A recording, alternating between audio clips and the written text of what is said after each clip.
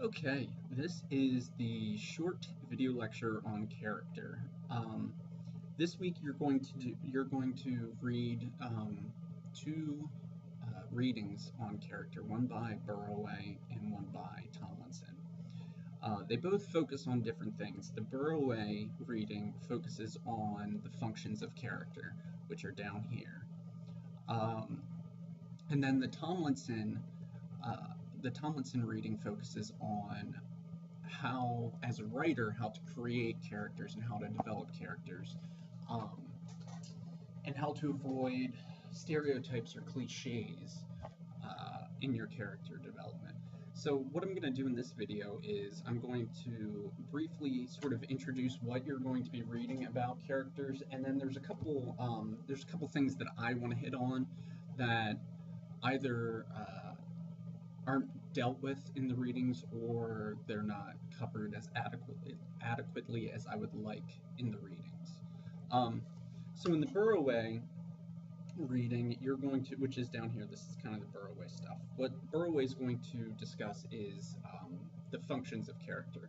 Character's desire, image, voice, action, thought as presented by the author or as conflict.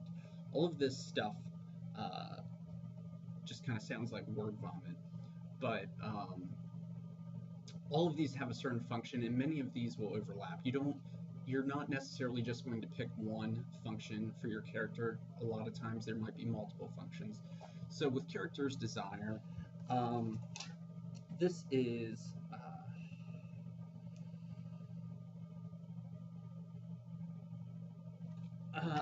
character's desire often is bred from the way you observe other people as a writer, and um, this deals a lot with sort of as a writer your attraction to the experiences of other people. Um, I don't want to spend a whole lot of time on that because that one's kind of more abstract, and I don't think it's something that you're going to be thinking about too much. So you'll read about that in the Burroway chapter. The others are going to be more prevalent. So character's image. Um, I like to think of this as character as image or character as a symbol. Often characters symbolize or serve as images for certain certain elements of the human condition. Um, think of some of the most well-known characters from history and from literature and what they represent, or what some of your favorite characters represent. Um, you know, I'm sitting in my office at Elizabethtown, at E-Town, and directly across from me is a big print of about the Great Gatsby. And so the first thing that comes to my mind is the character of Jake Gatsby, what he represents. He represents sort of our flawed desire to relive the past. But there's a ton of other examples. Character's voice, a really great example of this is Midnight Dostoevsky by DeLillo, which you read recently. So those characters, the two college boys, DeLillo used those two characters to sort of voice his opinions, thoughts, and feelings about certain things. Um, and DeLillo often does this in most of his writing. His characters are basically, among other functions, his characters often act as mouthpieces for him to say what he wants to say. This is very common in writing, and this is one of the functions that characters often take on, and that you will probably find your characters taking on. Characters' action.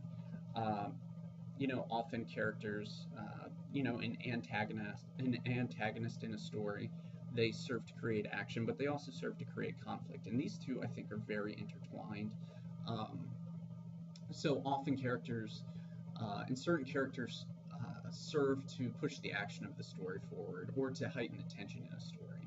Again, going back to The Great Gatsby, one of the biggest conflicts in The Great Gatsby is the conflict between the characters, the conflicting ideals of Nick Carraway, the narrator, Gatsby, the conflict of the relationship between Gatsby and Daisy, and Tom Buchanan. There's most of the conflict within the story is built with the characters. Character is thought. This is very similar to voice. This is when the author puts their, rather than using the characters to say what they want to say, they use the characters to explore their thoughts. This is something that my characters in my writing often take on. Characters as presented by the author, I'm going to skip. You'll read about that. I want to hit on some things by Tomlinson, and then we're going to talk about this other stuff that I want to cover relating to character. So, the Tomlinson reading focuses on character development from the author's point of view, how you go about developing a character. So the first thing that he discusses is characterization or character development, we'll say, through action and detail. This kind of deals with this up here, but basically this whole idea is just that you build your characters, you present your characters to the reader through action and through details about those characters. He also goes into strategies to avoid cliches, stereotypes, and one-dimensional characters. He gives you some rules of characters, making your characters believable, all those sorts of things. Now, this is a good time to talk about rules when it comes to character development. There aren't a lot of rules in creative writing, and the rules that do exist, most of them can be broken. But two of the rules that can never, ever, ever, ever be broken, or you lose the effectiveness of your story, is that your characters, or at least your protagonist, have to change somehow as a result of the events of the story. And the reader must have a profound emotional reaction to the characters, or at least your protagonist. What this means is that at the end of the story, and this goes back to structure and narrative arc and plot and story, all of those things we talked about. We talked about stasis theory, where there's a stasis or equilibrium at the beginning of the story, and then at the end there's a new stasis or new equilibrium. This often relates to the characters. The characters must change somehow, or else the reader's going to feel cheated, or that they won't care about the characters if they don't see that they're changing. Think about all of the events in your life and how they affected you and how they changed you. The same is true for characters. Characters must always be growing in some way. Well, not necessarily growing, because a lot of characters sort of regress. But there has to be some kind of a change. With that, and along with that, we have to have a profound reaction to your characters. We either need to love or hate your characters. We cannot be indifferent or apathetic towards your characters. If we don't care about your character, you've lost the reader. The modern publishing industry is pushing this bullshit on professional writers that characters, not necessarily all characters, but protagonists have to be likable. This is absolute bullshit. Some of the best characters in literature, the reader hates, just absolutely loathes. One of the best examples is from a Bret Easton Ellis novel, American Psycho, that was published in 1990. You absolutely hate the main character, the protagonist, Patrick Bateman, and you want him to fail. And some of the better TV shows that have come out recently are the same way. Think of Breaking Bad. House of Cards is a fantastic example. Even Orange is the New Black. The main character, Piper, is just an absolutely terrible person. But we have this strong emotional reaction to the reader, and then when the writing is compelling enough, you may actually find yourself changing your attitude towards these characters that you initially hate. You end up rooting for them and almost feeling guilty that you want them to succeed because they are such terrible people. This is all part of what makes character development so interesting, is that this is what the reader really connects to. Presentation of the characters. So when the characters are introduced, there's several ways to introduce them. They can be introduced directly, somehow giving us without coming out and explicitly saying it, somehow giving us the image or appearance of what the character looks like. You know, dialogue shows us what they sound like, how they speak. A lot of times, characters are introduced and then developed through action or through their thoughts. Um, and then indirectly, this is when the author interprets the character. And I have that they tell the reader, but this isn't necessarily true. Sometimes an author, Chuck Palahniuk, who wrote Fight Club, is famous for doing this. He will pick out, maybe 3 or 4 very minor details about the character and give that information to the reader and let the reader draw their own conclusions about what that means about the characters. Then there are 2 types of characters. There are round characters, which have, and flat characters. Round characters have several different well-developed traits to them. They seem more real. The book I'm working on right now, the main character is he's in his late 20s. He works at an IT firm. He's a web developer. He is intensely self-loathing. He's a very nice guy, though.